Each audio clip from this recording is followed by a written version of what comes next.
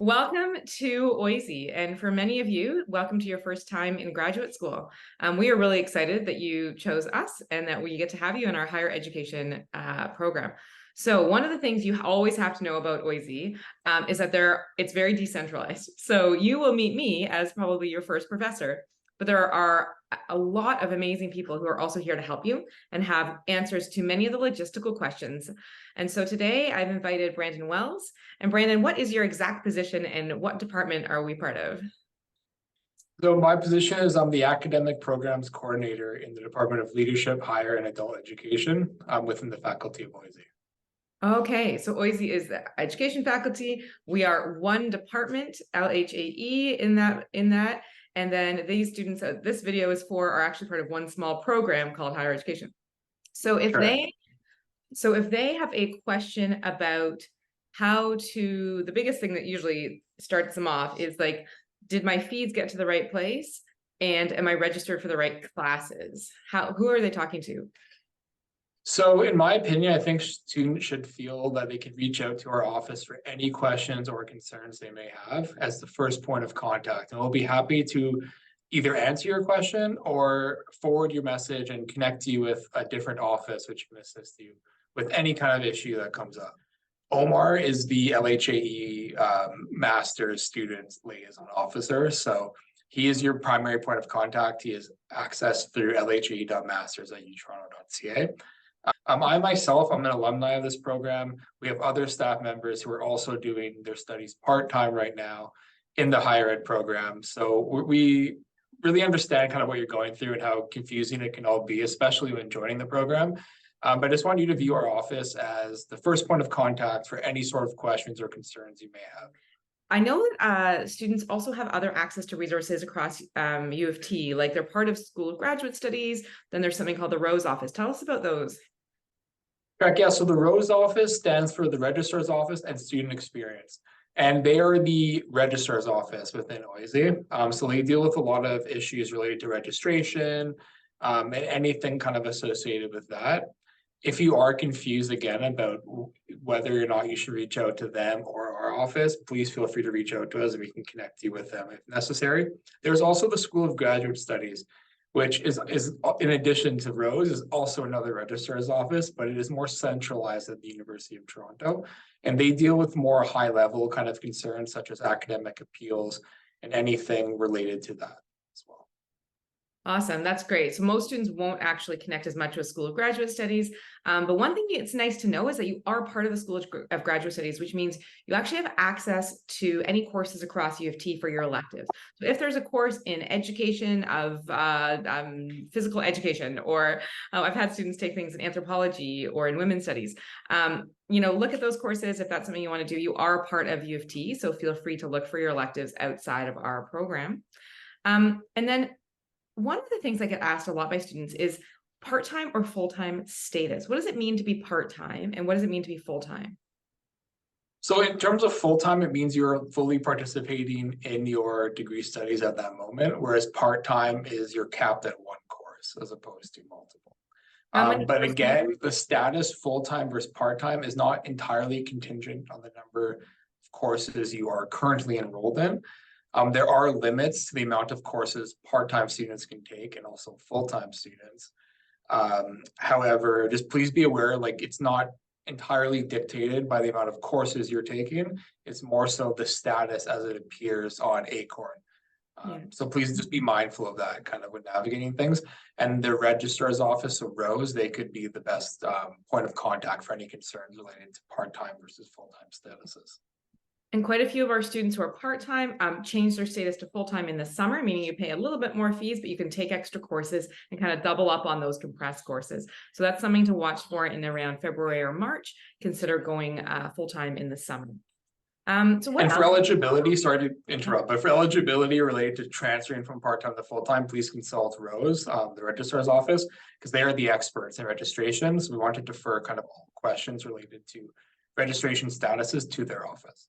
That's good to know. So if they email the LHA.masters email address about anything related to full-time or part-time, it will then get bumped. So head just right to Rose for that one. So one of the things that we often tell students at the beginning is because they'll say, well, can I finish the program in a year? If I'm a full-time student, 3 courses fall, 3 courses winter, double up on all those courses in the summer and get my 10 done. And what's the answer to that?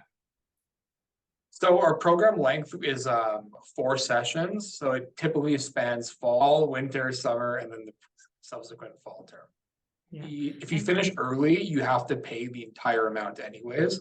Yeah. So it's sort of it kind of de-incentivizes students from finishing early and really focusing on getting the most out of your experiences rather than rushing through it. And that's really important. We want to encourage students to actually think of these papers that we make you write and all the assignments we make you do as growing your professional experience in this subject that we want you to be able to come out as many experts in. So I've had students ask me about leaves of absence. Often this is because, particularly for our full-time working students who are part-time students, they're working a job around U of T and things get really busy during a particular season and they realize they just need to take a semester off. Is that a possibility? Yeah, so leave of absence policy allows you to take time away from your studies when needed while preserving your place in your academic program. So essentially you can pause your studies at a given point and take a leave of absence. There's different types of leave of absence. It's a medical or personal leave, a parental leave, as well as a temporary stop out. But essentially the idea is to give students the option to sort of take a pause in their degree if something in their personal life or even any sort of medical or other kind of condition that arises. We allow students to kind of take a break and focus on that. The important thing to note is that leave of absences are done on a semester by semester basis, and you cannot start a leave of absence in the middle of a term. It has to start at the beginning of a term, and the student has to return at the beginning of a subsequent term. However, there are cases where like a medical emergency or something arises in the middle of the term, and if a student does go on a leave of absence, they are required to take it for the full term, and we would request what's known as a retroactive leave of absence. Approvals are granted on a case-by-case basis, and the department as well as the university are very supportive of students. So if you ever are considering going on a leave of absence, please reach out to our office at LHAE.masters@utoronto.ca, and we'll be happy to advise you on the process and guide you towards making a request.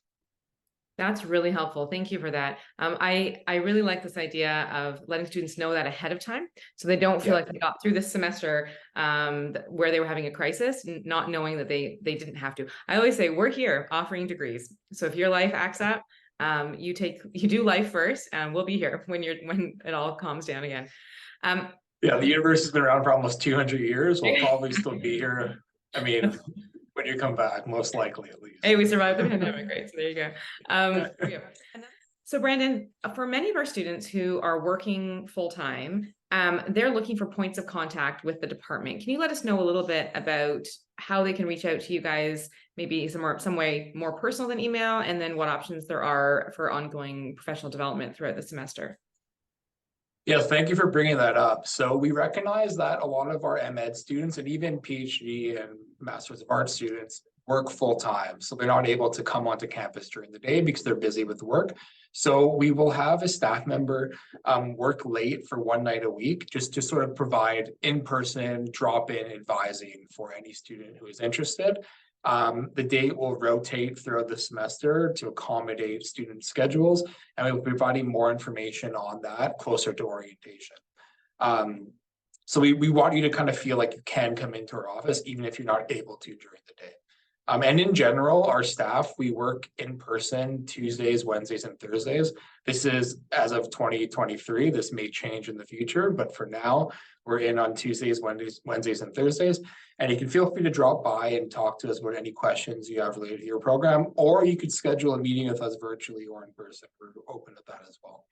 And I also wanted to mention something. So we are establishing a seminar series for new students with, I think it contains important information that we can go into more depth, and we will at an orientation session.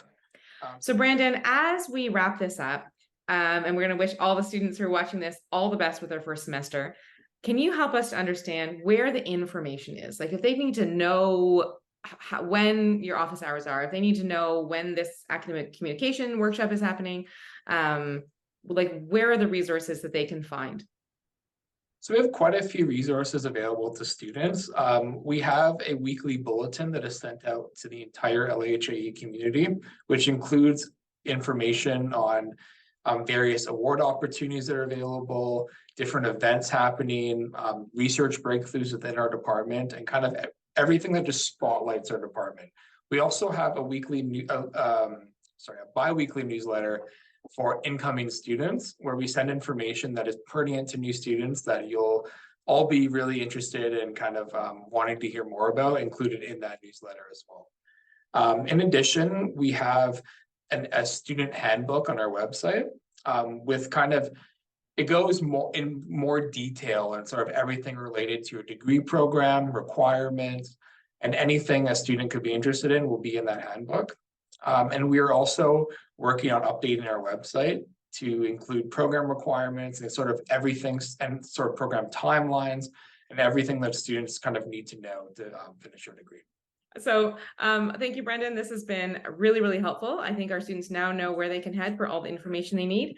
And I want to always encourage you at the beginning of your semester, show up for orientation.